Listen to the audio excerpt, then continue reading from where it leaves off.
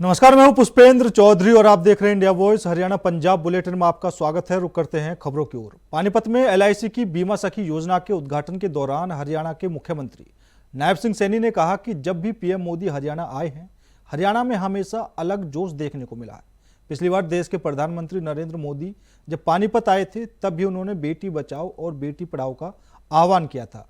उन्होंने और क्या कुछ कहा है वो आपको सुनाते। सब की तरफ से माननीय प्रधानमंत्री श्री नरेंद्र मोदी जी, आपका पानीपत की ऐतिहासिक भूमि पर मैं मन से स्वागत करता हूं। हरियाणा त्याग, धैर्य, शौर्य और सेवा का संदेश देने वाली धरती है। वर्ष 2015 में माननीय प्रधानमंत्री जी, आप पानीपत की इसी ऐतिहासिक भूमि से आपने बेटी बचाओ बेटी पढ़ाओ अभियान की नींव रखी थी। आपने इसी कड़ी में आज ये दूसरी सौगात देश की बहनों को आज इसी पवित्र भूमि से दे रहे हैं। बीमा सखी योजना के रूप में एक और अभियान की आप आज शुरुआत करने जा रहे हैं। इसके लिए मैं माननीय प्रधानमंत्री जी, आपका आभार प्रकट करता हूं और सभी माताओं बहनों को बहुत बहुत बधाई और शुभकामनाएं देता हूं। माननीय प्रधानमंत्री जी, यह योजना और महिलाओं के कल्याण व उत्थान की अन्य सभी योजनाएं आपकी सोच का परिणाम है कि महिलाएं देश व समाज की प्रगति का आधार हैं। माननीय प्रधानमंत्री जी, आपने अपने शब्दों में कहा था, अगर भारत को विकसित करना है तो वह तब होगा जब इस देश की 50% जनसंख्या, जो कि नारी शक्ति है, यह सक्षम हो गई है। अगर वह देश की मुख्य धारा में आगे आई और देश की अर्थव्यवस्था का भाग बनती है, तो इस देश का विकास निश्चित है। आदरणीय प्रधानमंत्री जी, आज बीमा सखी योजना के अलावा आपने हमें एक और बड़ी सौगात आज देने जा रहे हैं। हमारे हरियाणा के अंदर आपके कर कमलों से महाराणा प्रताप बागवानी विश्वविद्यालय के मुख्य कैंप का आज आप शिलान्यास करने जा रहे हैं। मैं इसके लिए आपका हार्दिक धन्यवाद करता हूं। प्रधानमंत्री नरेंद्र मोदी ने सोमवार को पानीपत में एलआईसी की बीमा सखी योजना का उद्घाटन किया। उन्होंने इस महिला सशक्तिकरण की दिशा में महत्वपूर्ण कदम बताया। यहां पीएम नरेंद्र मोदी ने खास तौर पर कहा कि हरियाणा ने एक है तो सेफ है के नारे को जिस तरह अपनाया है वह वाकई काबिले तारीफ है। उन्होंने इसे देश के लिए एक उदाहरण बताया। सुनिए।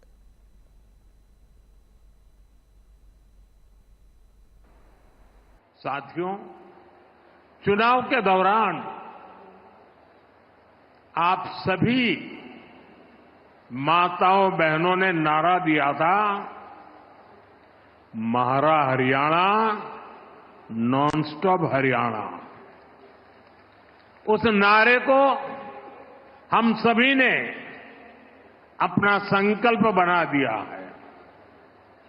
उसी संकल्प के साथ आज मैं आप सबके दर्शन करने के लिए आया हूं और मैं देख रहा हूं जहां मेरी नजर पहुंच रही है, माताएं बहनें इतनी बड़ी तादाद में। साथियों, अब यहां देश की बहनों बेटियों को रोजगार देने वाली बीमा सखी योजना की शुरुआत की गई है।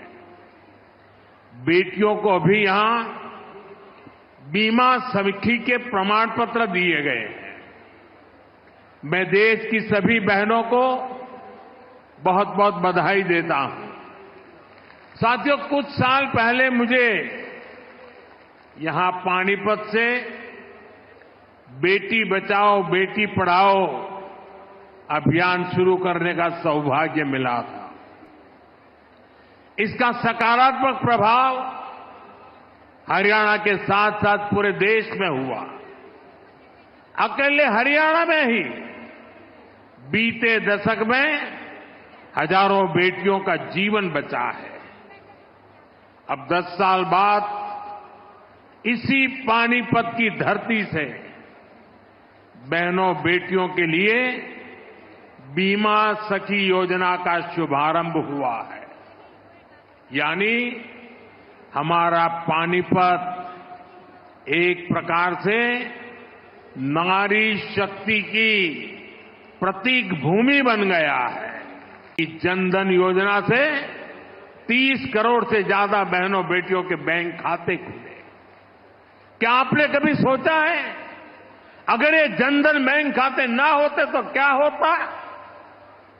जनधन बैंक खाते ना होते तो गैस सब्सिडी के पैसे सीधे आपके खाते में न आते, कोरोना के समय मिलने वाली मदद न मिली होती, किसान कल्याण निधि के पैसे महिलाओं के खाते में जमा न हो पाते, बेटियों को ज्यादा ब्याज देने वाली सुकन्या समृद्धि योजना का लाभ मिलना मुश्किल होता, अपना घर बनाने के लिए पैसे बेटियों के खाते में सीधे ट्रांसफर न होते, रेहड़ी पटरी लगाने वाली बहनों के लिए बैंक के दरवाजे बंद ही रहते और मुद्रा योजना से करोड़ों बहनों को बिना गारंटी का लोन भी मिलना मुश्किल होता। महिलाओं के पास अपने बैंक खाते थे, इसलिए वो मुद्रा लोन ले पाई, पहली बार अपने मन का काम शुरू कर पाई। साथियों, गांव-गांव में बैंकिंग सुविधाएं पहुंचाने में हमारी बहनों ने ही बड़ी भूमिका निभाई है। आप कल्पना कर सकते हैं जिनके बैंक खाते तक नहीं थे वो अब बैंक सखी के रूप में गांव के लोगों को बैंकों से जोड़ रही है। बैंक में कैसे बचत होती है, कैसे लोन मिलता है, ये सब कुछ लोगों को सिखा रही है हमारी माताएं बहनें। ऐसी लाखों बैंक सखियां आज गांव में सेवाएं दे रही है। साथियों, बैंक खाते की तरह ही कभी महिलाओं का बीमा भी नहीं होता था। आज लाखों बेटियां उनको बीमा एजेंट, बीमा सखी बनाने का अभियान शुरू हो रहा है। यानी जिस सेवा का लाभ पाने से कभी वो वंचित रही, आज उसी सेवा से दूसरे लोगों को जोड़ने का जिम्मा उन्हें दिया जा रहा है। सर्दी की पहली बारिश होने से मौसम के मिजाज में बदलाव देखने को मिला है, जिसके चलते फरीदाबाद में ठंड बढ़नी शुरू हो चुकी है। वहीं बच्चे और बुजुर्गों को परेशानियां हो सकती हैं। इसी को लेकर फरीदाबाद के बल्लभगढ़ सिविल अस्पताल में आयुष मेडिकल पद पर तैनात डॉक्टर योगेंद्र सरदाना ने बताया कि दिसंबर की पहली बारिश के कारण ठंड बढ़ चुकी है, जिससे बच्चे और बुजुर्गों को सावधानी बरतनी चाहिए ताकि खांसी, जुकाम, वायरल बुखार जैसी बीमारियों से बचा जा सके। वहीं डॉक्टर ने अपील करते हुए कहा कि जिस तरीके से मौसम में बदलाव हुआ है, हमें भी सावधानी बरतनी होगी, गर्म कपड़े पहनने होंगे और खाने पीने का विशेष ध्यान रखना होगा। बच्चे को खासकर ज़्यादा दिक्कत होती है बदलते मौसम में, बच्चे और बुजुर्ग को। तो हम ये पेशेंट को एडवाइस करते हैं कि घर में रहें, पूरे कपड़े पहने, खाने पीने की सावधानी रखें और घर में रहकर जो बुजुर्ग हैं वो योग प्राणायाम करें ताकि जो बदलते मौसम की दिक्कत है उनसे बचा जा सके। बदलते मौसम में बुजुर्ग को अस्थमा के जो पेशेंट है उनको ये दिक्कत बढ़ जाती है, सांस लेने में दिक्कत, खांसी, जुकाम, बुखार, छोटे बच्चों में कॉमन कोल्ड, खांसी होना, निमोनिया होना, ये दिक्कत बढ़ जाती है।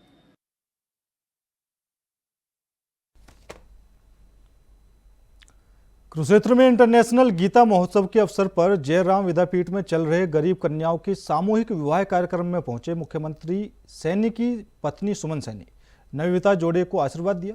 पिछले 33 सालों से गीता जयंती समारोह में अवसर पर आयोजित होता रहा है। इस कार्यक्रम के माध्यम से 25 जोड़े वैवाहिक बंधन में बंधे।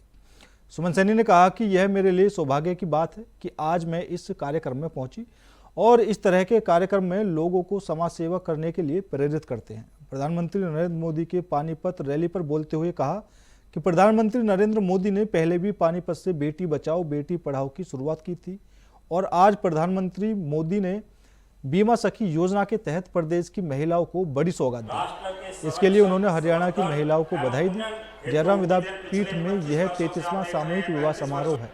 इस अवसर पर ब्रह्मस्वरूप ब्रह्मचारी जयराम संस्थाओं के परमाध्यक्ष ने कहा कि धर्मनगरी कुरुक्षेत्र में जयराम विद्यापीठ ने गीता महोत्सव में एक नया कीर्तिमान स्थापित किया है। इसी वजह से कुरुक्षेत्र को एक नई पहचान मिली है।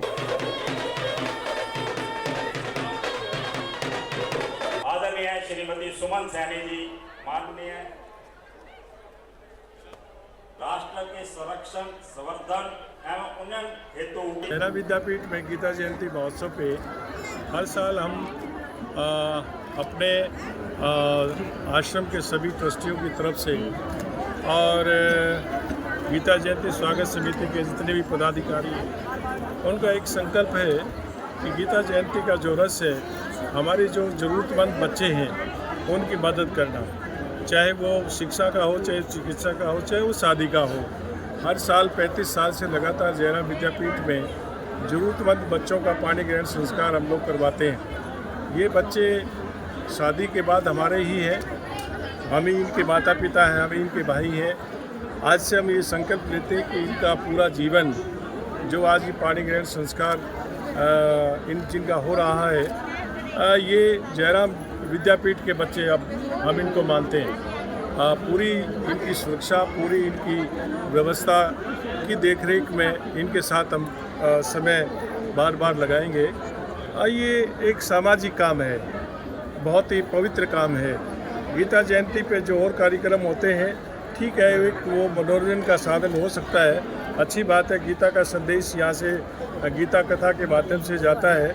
इस बार जयराम विद्यापीठ में संजीव कृष्ण ठाकुर जी जो वृंदावन से एक अच्छे भागवत के वक्ता हैं, गीता पे यहाँ कथा कर रहे हैं, भागवत पे कथा कर रहे हैं। ये एक समाज के उद्धार के लिए, उनके कल्याण के लिए, अच्छे संस्कार के लिए गीता का भी संदेश यहाँ से देते हैं। लेकिन वास्तव में सही संदेश तो गीता का कर्म का है। भगवान श्री कृष्ण ने कर्म की बात कही है, कर्मण्येवाधिकारस्ते मा फलेषु कदाचन। जयराम विद्यापीठ कर्म में विश्वास रखती है और जो इन बच्चों का पाणी ग्रहण संस्कार आज हो रहा है, इससे बड़ा कर्म और कोई क्या हो सकता है। हम भी अपने आप को धन्य मानते हैं कि ज़रूरतमंद बच्चों की हम मदद कर सकें। संस्था की तरफ से आज यहाँ पर सामूहिक विवाह समारोह में मेरा आना हुआ। महाराज जी के बहुत अच्छे प्रवचन सुने मैंने यहाँ पर, और ऐसे सामूहिक विवाह करने चाहिए और इन चीज़ों को समाज के अंदर जिस तरीके से भी मैंने देखा है, जो ज़रूरत की चीज़ें हैं एक बेटी को जो विवाह के टाइम में दिया जाता है, वो सारा का सारा इस संस्था के नाते उन बेटियों को दिया गया है। और परम सौभाग्य मेरा भी है कि मेरे को यहाँ आना हुआ। ये एक समाज में ये चीज़ें होनी चाहिए और इससे मोटिवेट होते हैं। क्योंकि आज मैं यहाँ पर आई, मैंने देखा है तो जितने भी लोग यहाँ पर आए हैं वो अलग अलग तरीके से, अलग अलग प्रांत से आए हैं, वो सब देख रहे हैं। इससे मोटिवेशन मिलता है और इससे और भी लोग इस तरीके का काम करते हैं। सौभाग्य है महिलाओं का कि पानीपत की धरा से आज बीमा कमल सखी का शिलान्यास माननीय प्रधानमंत्री जी करने के लिए आए हैं। और 2015 के अंदर भी बेटी बचाओ बेटी पढ़ाओ अभियान की शुरुआत भी यहीं से हुई थी और आज बहुत बड़ी सौगात महिलाओं को मिलने जा रही है। मैं सभी महिलाओं को बधाई देती हूँ, बहुत बहुत शुभकामनाएं देती हूँ कि मोदी जी हर बेटी की, हर बहन की चिंता करते हैं। शंभू बॉर्डर पर किसानों के प्रदर्शन को लेकर हरियाणा सरकार में कैबिनेट मंत्री रणवीर गंगवा ने कहा कि हरियाणा का नहीं पंजाब का मामला है, तो पंजाब के मुख्यमंत्री भगवंत मान को किसानों से बात करनी चाहिए। पंजाब के किसानों से बात करके मामले को हल करना चाहिए। रणवीर गंगवा ने आगे कहा कि किसानों से निवेदन है कि हरियाणा सरकार ने किसानों की सभी बातें मानी हैं और अगर कोई भी राजनीतिक पार्टी रोटी सेकना चाहती है तो उनके बहकावे में न आए। हरियाणा एक ऐसा राज्य है जहां 100% फसलों को MSP पर खरीदा जाता है। किसानों को 72 घंटे के अंदर खरीदी हुई फसल का पैसा DBT के माध्यम से सीधे किसानों के खाते में भेजा जाता है। किसानों की समस्याओं को लेकर पंजाब हरियाणा हाईकोर्ट के जस्टिस नवाब सिंह की अध्यक्षता में कमेटी बनाई गई है। हरियाणा में किसानों को 100% MSP दिया जाता है, ऐसा कैबिनेट मंत्री रणवीर गंगवा ने कहा।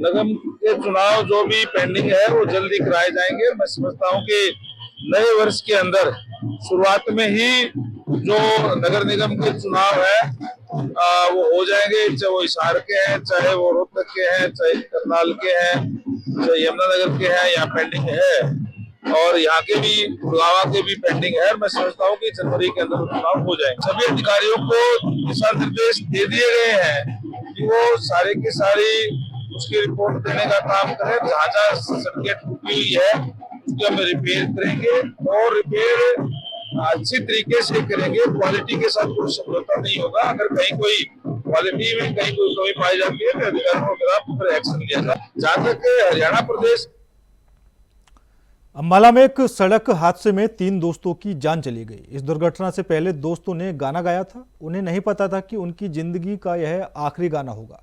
देर रात शाहबाद की तरफ से आ रही कार और कंटेनर में टक्कर हो गई, जिसमें शाहबाद के वीरेंद्र, राहुल और अंबाला के अशोक कुमार की मौके पर ही मौत हो गई।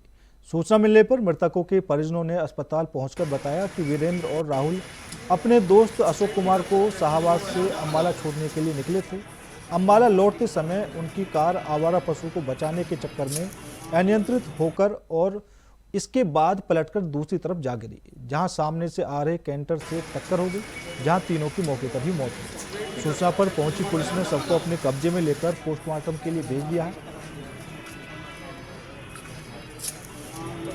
शाहबाद से आ रहे थे, इनका पार्टनर है वीरेंद्र है, लड़का उसका पार्टनर है शौक, तो उसका दोस्त था साथ राहुल। ये शौक जी को छोड़ने आ रहे थे, अंबाला रहता है शौक। तो रास्ते में इनकी गाड़ी के आगे कोई आवारा पशु आया, जिसकी वजह से डिवाइडर से आगे दूसरी रोड पे चली गई। उधर से गाड़ी ओवर स्पीड आ रही। खबर फतेहाबाद के जाखल से है, जहां नशे के खिलाफ मुहिम चलाने वाले लोग जब नशे के कारोबार करने वाले लोगों के घर पहुंचे तो उन पर पथराव कर दिया गया। घटना का वीडियो भी सामने आया है, जिसमें देखने को मिल रहा है कि कुछ महिलाएं और पुरुष चौबारे से घर के बाहर खड़े हो लोगों पर पथराव कर रहे हैं। इसके बाद भारी संख्या में लोग जाखल थाने पहुंचे और अपनी नाराजगी जाहिर की। लोगों ने चेतावनी दी कि पुलिस सिर्फ गश्त तक सीमित ना रहे, आरोपियों को पकड़कर उनकी गहनता से तलाशी ले और संपत्ति की जांच करे। थाना पहुंचे जाखल निवासी दुल्लाराम ने बताया कि जाखल की बाजीगर बस्ती नशे का अड्डा बन गई है। 2 दिन लोग लगातार नशे का कारोबार कर रहे हैं, जिससे युवा पीढ़ी नशे की दलदल में फंस रही है। उन्होंने बताया कि 3 साल पहले इन लोगों की प्रॉपर्टी पर सरकार ने बुलडोजर चलाया। ਪਹਿਲਾਂ ਤਾਂ ਅਸੀਂ ਸਕੂਲ 'ਚ ਗਏ ਆ, ਸਕੂਲ 'ਚ ਜਾ ਕੇ ਅਸੀਂ ਗੱਲਬਾਤ ਕੀਤੀ ਹੈ ਮਾਸਟਰ ਮੈਡਮਾਂ ਨਾਲ। ਉੱਥੇ ਪੁਲਿਸ ਨੇ ਚਲੋ ਥੋੜਾ ਫਾਇਦਾ ਕੀਤਾ, 2 ਹੋਮਗਾਰਡ 'ਚ ਦੇਤੇ ਨੇ ਬੰਦੇ, ਉੱਥੇ ਡਿਊਟੀ ਦੇ ਰਹੇ ਨੇ ਉਹ। ਤੇ ਅੱਜ ਹੌਲੀ ਹੌਲੀ ਅਸੀਂ ਗੁਰਦੁਆਰਾ ਬਸਤੀ 'ਚ ਗਏ, ਸਮਝਾ ਕੇ ਉੱਥੇ ਇਕੱਲੇ ਇਕੱਲੇ ਬੰਦੇ ਨੂੰ ਸਮਝਾਉਣ ਤੋਂ ਬਾਅਦ ਅਸੀਂ ਆਪਦੀ ਬਸਤੀ 'ਚ ਵੀ ਵੜੇ, ਸਾਡੀ ਬਸਤੀ ਨੂੰ ਵੀ ਸਮਝਾਇਆ। ਫਿਰ ਉਸ ਤੋਂ ਬਾਅਦ ਸੈਂਸੀਆਂ ਦੇ ਵੜ ਗਏ ਜੀ। ਸੈਂਸੀਆਂ ਦੇ ਜਦੋਂ ਅਸੀਂ ਵੜਦੇ ਆ ਤਾਂ ਉਹ ਬੰਦੇ ਭਾਈਚਾਰੇ ਨਾਲ ਤਾਂ ਸਮਝ ਨਹੀਂ ਸੀ, ਸਮਝਾਇਆ ਪਹਿਲਾਂ ਭਾਈਚਾਰੇ ਨਾਲ, ਸਮਝਾਉਂਦੇ ਸਮਝਾਉਂਦੇ ਉਹ ਗਾਲੀ ਗਲੋਚ ਕਰਨ ਲੱਗ ਗਏ। गाली गलोच करते करते वो बंदे चढ़ गए सिरे ते, ऊपरों बट्टे चलाते। भिवानी में 3 दिवसीय गीता जयंती महोत्सव का कार्यक्रम शुभारंभ किया गया है। इस कार्यक्रम में भिवानी के डीसी महावीर कौशिक, एसडीएम महेश कुमार और सीटीएम विपिन कुमार शामिल हुए। उपायुक्त महावीर कौशिक ने बताया कि 3 दिवसीय गीता जयंती समारोह का शुभारंभ सोमवार को यज्ञ के माध्यम से किया गया। उन्होंने बताया कि हवन यज्ञ में विभिन्न धर्मों से जुड़े हुए लोगों ने भाग लिया। इस दौरान सरकारी विभागों और धार्मिक सामाजिक संस्थाओं द्वारा समारोह स्थल पर आकर्षक प्रदर्शनी भी लगाई गई। उन्होंने कहा कि नागरिक 9 बजे से लेकर शाम 5 बजे तक रोजाना तीनों दिन प्रदर्शन का अवलोकन करने के साथ साथ गीता पर आधारित सांस्कृतिक कार्यक्रमों का आनंद ले सकते हैं। इसके साथ खुशी का पल है। गीता जयंती महोत्सव 9 तारीख से 11 तारीख तक बड़े धूमधाम से भिवानी शहर के अंदर मनाया जा रहा है। इसमें मुख्य रूप से मैं कहना चाहता हूँ कि गीता जयंती महोत्सव से इंसान को कुछ शिक्षाएं लेनी पड़ेंगी और ताकि इस युग में भी गीता वैसे ही तर्क संगत है जैसे कि उस समय में थी। गीता का सबसे बड़ा उपदेश यही है, कर्म करो इंसान और फल की इच्छा मत करो। लेकिन मैं तो ये कहना चाहता हूँ कि ये धार्मिक ग्रंथ होने के आध्यात्मिक ग्रंथ होने के साथ साथ ये जीने की कला सिखाती है। गीता के मुताबिक बता आज बड़े हर्ष और खुशी का विषय है कि आज 3 दिवसीय जो गीता जयंती महोत्सव है उसका बड़ी धूमधाम से आगाज हुआ है, शुरुआत हुई है, हवन यज्ञ हुआ है मंत्रोच्चारणों के बीच में। तो इस मौके पर मैं आपके माध्यम से सभी जिलावासियों को, सभी शहरवासियों को बहुत बहुत शुभकामनाएं देता हूं और बहुत बहुत बधाई देता हूं। इसके साथ ही जिला की जितनी भी सांस्कृतिक और धार्मिक संस्थाएं हैं मैं उनका भी धन्यवाद। खबर नारनौल से है, जहां आईटीआई मैदान में सोमवार को गीता के मंत्रों के साथ 3 दिवसीय अंतर्राष्ट्रीय गीता महोत्सव का शुभारंभ किया गया। वहीं प्रशासन ने समारोह के लिए अच्छी तैयारियां की। आईटीआई मैदान हस्तकला, रंगोली और सांस्कृतिक रंगों के रंग में नजर आया। अंतर्राष्ट्रीय गीता महोत्सव मनाया जा रहा है और उसमें हमारा यहाँ 3 दिन का प्रोग्राम है, जिसमें 9 से 11 तारीख तक डिफरेंट प्रोग्राम्स होंगे, जिसमें कल ओपी यादव जी और परसों कंवर सिंह यादव जी हमारे चीफ गेस्ट होंगे। और इसमें हम तरह तरह के स्कूल, दूसरे सोशल और रिलीजियस ऑर्गेनाइजेशन जो भी हैं। फिलहाल रुकते हैं छोटे से ब्रेक के लिए। ब्रेक के बाद खबरों का सिलसिला लगातार जारी है। ब्रेक के बाद एक बार फिर आप सभी का स्वागत है। रुक करते हैं अगली खबर का। हरियाणा के करनाल पहुंचे केंद्रीय मंत्री मनोहर लाल ने किसानों के दिल्ली कूच को लेकर कहा कि किसान दिल्ली जाना चाहते हैं तो उनको जाने से किसी ने नहीं रोका, लेकिन जाने का एक तरीका होता है। इस तरह से प्रदर्शनकारी तरीका का कोई लाभ नहीं होता। उनको जो बात करनी है वे बैठकर कर सकते हैं। साथ ही मनोहर लाल ने प्रधानमंत्री नरेंद्र मोदी के पानीपत आगमन पर कहा कि बहुत बड़ी योजना देश भर की बीमा सखी योजना, महिलाओं को किस प्रकार से सशक्त किया जाए, महिलाओं की आमदनी किस तरह से बढ़ाई जाए। बीमा सखी योजना से महिलाओं को काफ़ी ज़्यादा लाभ होगा। हरियाणा में देखने को मिला है। पिछली बार भी जब पानीपत की ऐतिहासिक भूमि पर आए थे तब भी उन्होंने जो एक आह्वान किया था, बेटी बचाओ बेटी पढ़ाओ, लाखों की संख्या में बेटियां। बहुत बड़ी योजना देश भर की बीमा सखी नाम से, और महिलाओं को किस प्रकार से सशक्त किया जाए, उनकी किस प्रकार से आमदन के आय के साधन बढ़ाए जाएं और आम लोगों को बीमा के बारे में जागरूकता पैदा करने के लिए बीमा सखी नाम से जो नई योजना शुरू की जा रही है, निश्चित रूप से इसमें महिला जगत को भी लाभ होगा, लोगों को रोजगार भी मिलेगा। हम दिल्ली जाना चाह रहे हैं तो उनको जाने से रोका किसी ने नहीं, लेकिन जाने का एक तरीका होता है। ये इस प्रकार के प्रदर्शनकारी तरीके। पलवल के नेताजी सुभाष चंद्र बोस स्टेडियम में आज जिला स्तरीय गीता महोत्सव का आयोजन किया गया। कार्यक्रम का शुभारंभ जिला उपायुक्त हरीश कुमार वशिष्ठ ने किया। इस अवसर पर हवन यज्ञ किया गया। जिला उपायुक्त ने जिला प्रशासन, सामाजिक और धार्मिक संस्थाओं द्वारा लगाए गए स्टॉलों का अवलोकन भी किया। आज सुबह से ही अंतर्राष्ट्रीय गीता महोत्सव का शुभारंभ पलवल के नेताजी सुभाष चंद्र स्टेडियम में किया गया है। आप देख रहे हैं डिफरेंट डिपार्टमेंट्स ने, सामाजिक संगठनों ने, एनजीओज ने अपने अपने स्टॉल लगाए हैं। लोगों में बहुत ही उत्साह है और हमने सुबह हवन करके इस प्रोग्राम का आरंभ किया है।